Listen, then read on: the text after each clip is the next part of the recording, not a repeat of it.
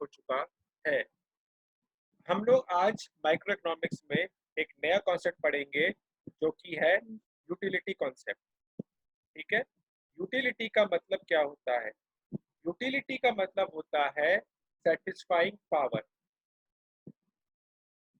Satisfying power, ठीक है, किसी भी कमोडिटी की सेटिस्फाइंग पावर को मैं यूटिलिटी बोलता हूँ। इसको मैं आसान भाषा में समझाता हूँ। जैसे कोई भी स्कूल से आया, थका आ रहा है या खेल के आया, उसे लगती है प्यास, तो वो पानी पीता है। वो 1 गिलास पीता है, 2 गिलास पीता है, 3 गिलास पीता है। तो जिस गिलास पे उसकी प्यास बुझ जाए, वो गिलास को मैं बोलूंगा, उस पानी के गिलास को मैं बोलूंगा यूटिलिटी। क्यों? क्योंकि उतने गिलास ने उसकी प्यास को बुझाया है।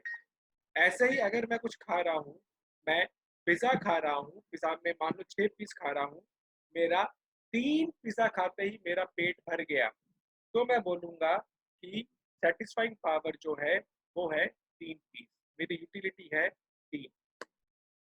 ठीक है, एक प्रोफेसर हॉब्सन थे, बड़े इकोनॉमिस्ट। उन्होंने यूटिलिटी की जो डेफिनेशन बोली थी, वो बोली थी utility refers to the ability of goods to satisfy a want. Utility refers to the ability of a good to satisfy a want. एक want को satisfy करने की क्षमता को मैं यूटिलिटी कहता। अब सवाल उठता है कि यूटिलिटी को मेजर कैसे किया जाता है। जैसे हम लोग डिस्टेंस को किलोमीटर में मेजर करते हैं, हम लोग वेट को केजी में मेजर करते हैं, हम लोग हाइट को सेंटीमीटर में मेजर करते हैं। तो उसी तरह से यूटिलिटी को भी मेजर करने के मेरे पास 2 मेथड या 2 यूनिट्स हैं। सबसे पहला है मेरा यूटिल्स और दूसरा है मेरा प्राइस। अब ये यूटिल्स क्या है?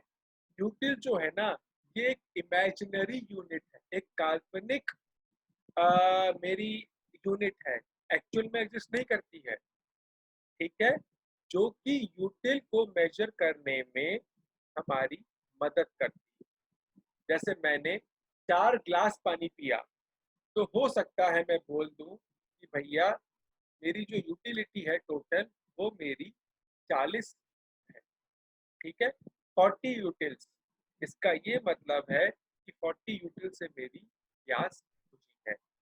ठीक है, तो util is an imaginary units that is used to measure utility, मतलब सेटिस्फैक्शन। यहाँ तक क्लियर है राशि?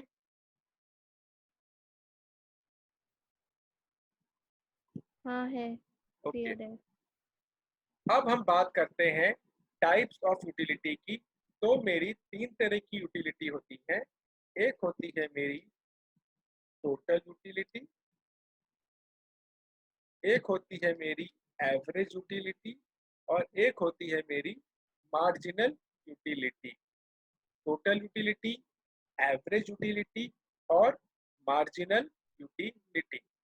चलिए, अब हम लोग इन सबको ब्रीफ में पढ़ते हैं। मेरे टोटल यूटिलिटी क्या है?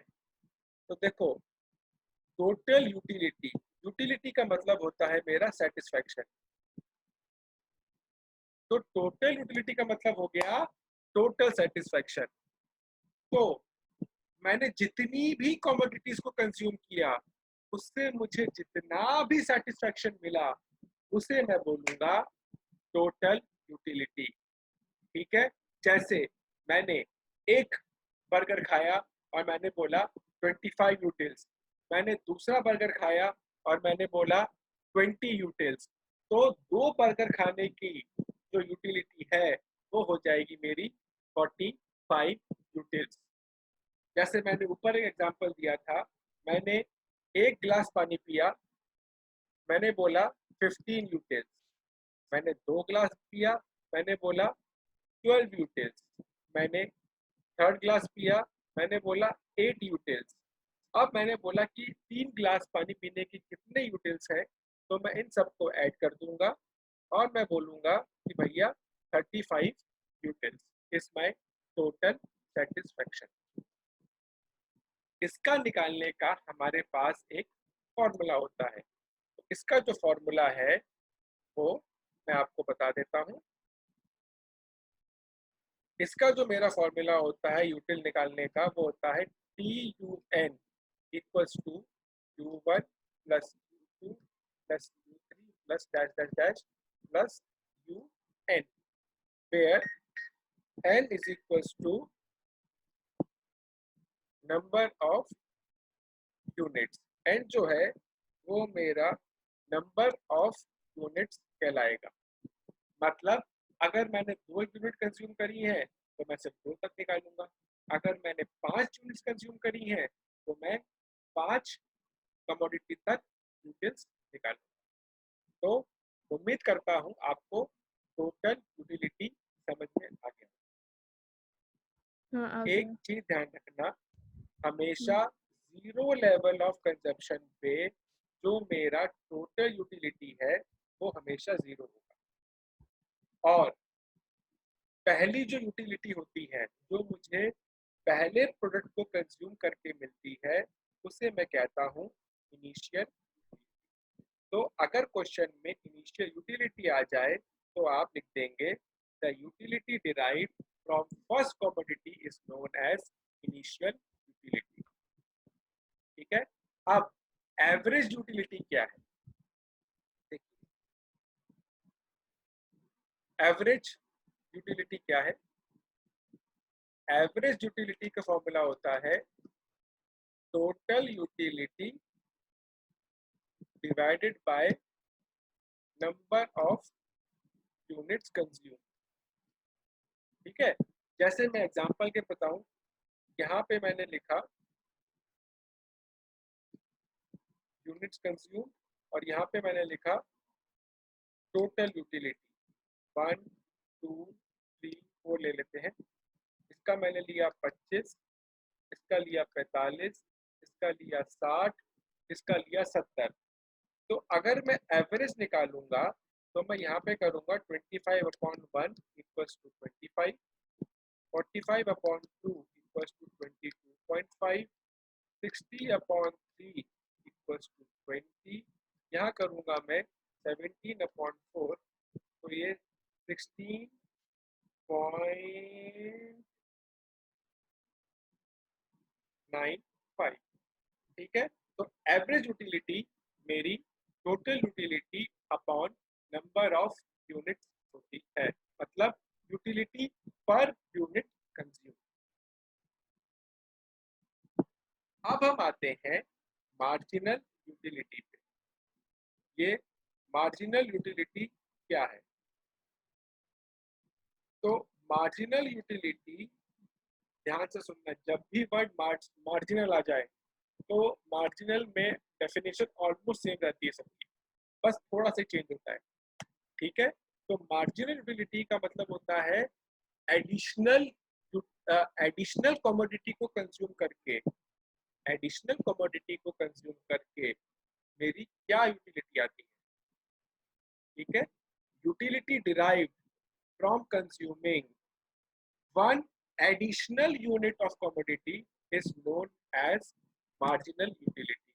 अब ये तो था डेफिनेशन, मैं आपको इसको एग्जाम्पल के थ्रू बताता हूँ जिससे आपको ये अच्छे से मेरा आपको क्लियर हो जाएगा। देखिए, यहाँ लिखा मैंने यूनिट कंज्यूम 1 2 3 4 5 और यहाँ लिखा मैंने टोटल यूटिलिटी 25 45 60 70 70 6 तक ले लेते हैं 65। अब देखिए, जब भी आपको मार्जिनल यूटिलिटी निकालना है तो अब आप यहाँ पे मुझे जवाब देंगे, पहली मैंने खाया तो मेरा था 25, अब जब मैंने 2 बर्गर खाए तो मेरा हो गया 45। इसका ये मतलब हुआ, राशि ध्यान से सुनना, दूसरा बर्गर से मुझे कितनी यूटिलिटी मिली? 45 माइनस 25 करूंगा। ठीक है। क्यों? क्योंकि पहले से मुझे 25 मिली थी। अब देखो, अब मैंने 3 बर्गर खाए, 3 बर्गर खाने से मुझे मिले 60, लेकिन 2 खाने से मुझे कितने मिलने थे? 45। 45। तो तीसरे से मुझे कितनी यूटिलिटी मिली? 60 माइनस 45 इक्वल्स टू 15। ठीक है, तो देखो जैसे जैसे मैं यहाँ पे एक एडिशनल कंज्यूम करते जा रहा हूँ, तो मेरी यूटिलिटी क्या है, उसे मैं बोलता हूँ मार्जिनल यूटिलिटी। ये चीज क्लियर हुई? तो एडिशनल यूटिलिटी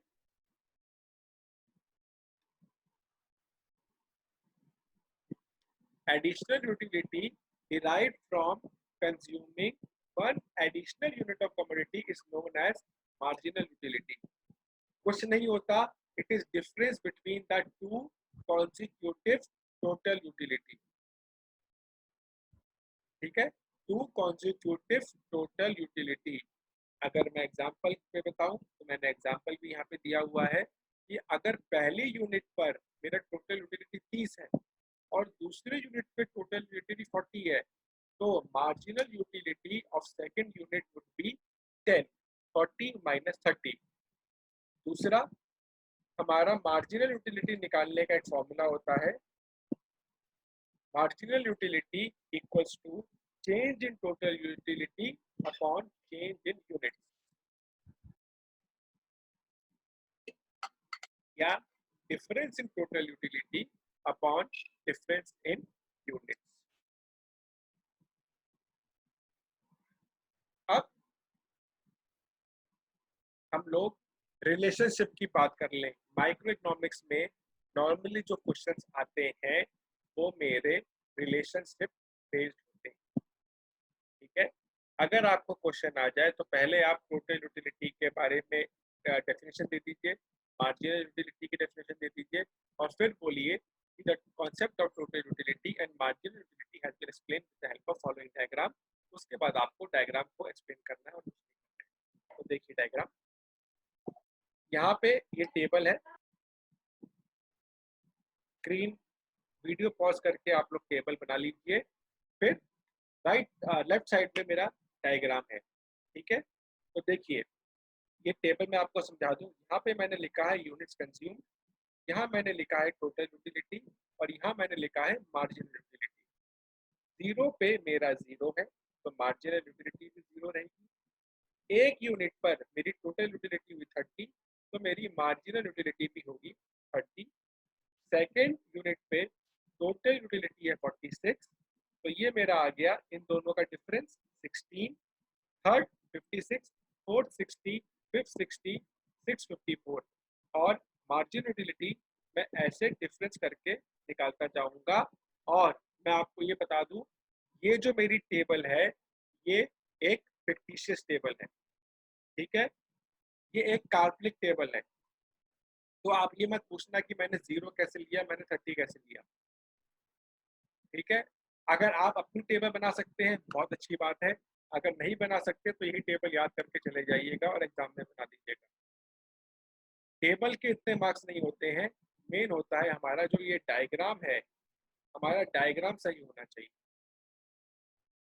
अब जब मैं टोटल यूटिलिटी को प्लॉट करूंगा तो इसका कर्व कुछ ऐसा बनेगा, वहीं पर जब मैं मार्जिनल यूटिलिटी को बनाऊंगा तो इसका मेरा कर्व कुछ ऐसा बनेगा।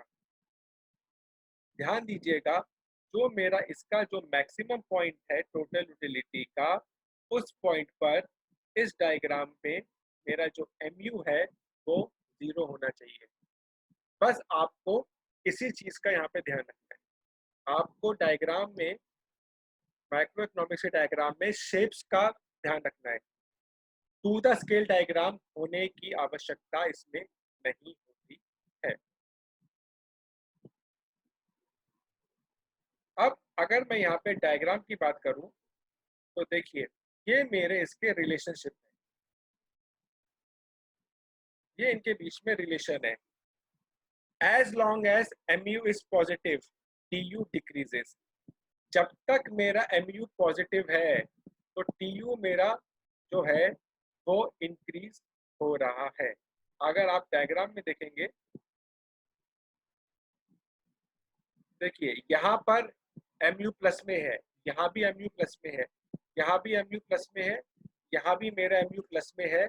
ऐसे पॉइंट्स पे मेरा जो टोटल यूटिलिटी है वो इंक्रीज हो रहा है। राशि हो रहा है कि नहीं हो रहा है?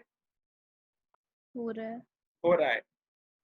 जब मेरा mu जीरो हो जाता है, उस पॉइंट पर जो मेरा tu है वो मैक्सिमम होता है। ठीक है, when mu is zero, tu is maximum।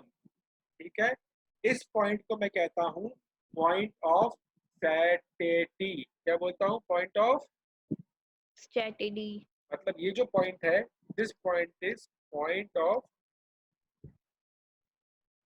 सैटिटी। उसी तरह से ये वाला पॉइंट भी मेरा सेम है। ठीक है, उसके बाद ध्यान रखना, when mu becomes negative, tu falls। जब mu मेरा नेगेटिव हो जाता है, tu मेरा गिरने लगता है। देख लीजिए ऐसे, यहाँ पे मेरा mu नेगेटिव हुआ तो टोटल यूटिलिटी मेरा फॉल होना शुरू हो गया। ये क्लियर है? हाँ अब है। आपको क्या करना है, ये tu एंड mu का जो है, इसको आपको अच्छे से आपको दिमाग में बिठाना होगा कॉन्सेप्ट को, हम्म, क्योंकि इसमें डायरेक्ट क्वेश्चंस कभी कभी आते हैं, मोस्टली नहीं आते हैं। ठीक है, क्वेश्चन ऐसे आएगा कि tu is falling, what happens to mu। समझ गई आप? tu गिर रहा है, mu क्या होगा? बताइए राशि, क्या होगा? tu is falling, tu is falling, what will happen to mu। अब देखो, अगर आपको रिलेशन याद नहीं है तो आप नहीं कर पाओगे। देख लीजिए, tu फॉल होता है तो mu क्या होता है? नेगेटिव। आपको ये लिखना है, समझे? तो यहाँ ओके। पे रट्टे से काम नहीं चलेगा, इसको आप अभी से पढ़ के रखिए, तभी आपको फायदा है। समझ गई आप ये वाला कॉन्सेप्ट? हाँ जी। ये आपको कॉन्सेप्ट आज पढ़ के रखना है।